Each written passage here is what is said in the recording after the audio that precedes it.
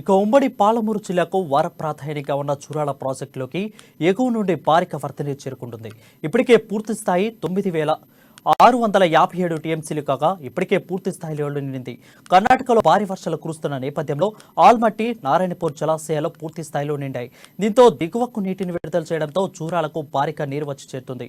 ఇప్పటికే దిగువ జూరాల్లో 12 యూనిట్లలో విద్యుత్ ఉత్పత్తి చేస్తున్నారు. ఇదే అంశంపై మరిన్ని వివరాలు మా పాలమూరు ప్రతినిధి ప్రతిపాదిస్తారు. ఉమ్మడి పాలమూరు జిల్లాలో గత వారం రోజులుగా కురుస్తున్న వర్షాలకు పాలమూరు జిల్లా వరప్రదాయమైనటువంటి జూరాల ప్రాజెక్టులోకి పూర్తి స్థాయి నీటి మట్టం చేరిందని చెప్పొచ్చు.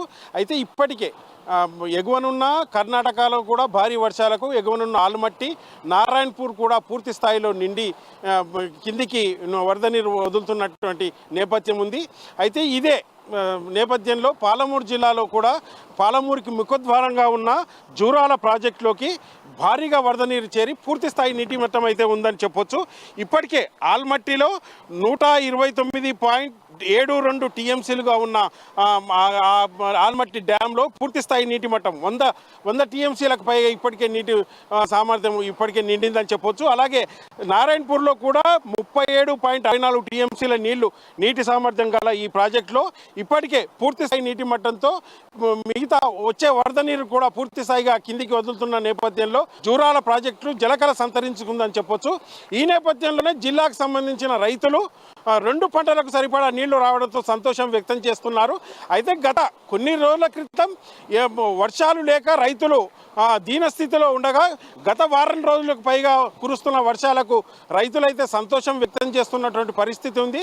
అయితే ఈ జూరాలకు సంబంధించి ఇప్పటికే ఎగువ జూరాల దిగువ జూరాలకు సంబంధించి 12 యూనిట్లలో విద్యుత్ ఉత్పత్తి అయితే జరుగుతూ ఉంది. అయితే ఈ నేపథ్యంలోనే రాబోయే ఏదైతే జూరాల ప్రాజెక్ట్ కింద ఉన్న భీమా, నెట్టెంపాడు, తర్వాత కోయిల్ సాగర్ పూర్తి సామర్థ్యంతో పంపింగ్ అయితే చేస్తున్నటువంటి నేపథ్యం ఉంది. అయితే పాలమూరు రంగారెడ్డి కూడా దీనికి సంబంధించి ఇప్పటికే పూర్తి ఏర్పాట్లు అయితే అధికారులు చేయమని ఆదేశాలు అయితే వచ్చాయి. అయితే దీనికి సంబంధించి పాలమూరు జిల్లా వ్యాప్తంగా రైతులు అయితే సంతోషం చేస్తున్నటువంటి పరిస్థితి అయితే ఉంది. అయితే గత కొన్ని రోజులుగా కురుస్తున్న వర్షాలకు పాలమూరు జిల్లా వ్యాప్తంగా ఎక్కడికక్కడ జలకళ సంతరించుకుని 2 పంటలకు సరిపడా రైతులకైతే ఇబ్బంది లేకుండా నీటి సౌకర్యం అయితే కలిగిందని చెప్పొచ్చు. ఈ నేపథ్యంలోనే పాలమూరు జిల్లాకు వరప్రదాయినిగా ఉన్న జూరాల ప్రాజెక్టులోకి కూడా పూర్తి స్థాయి నీటి మట్టం అయితే వచ్చిందని చెప్పొచ్చు.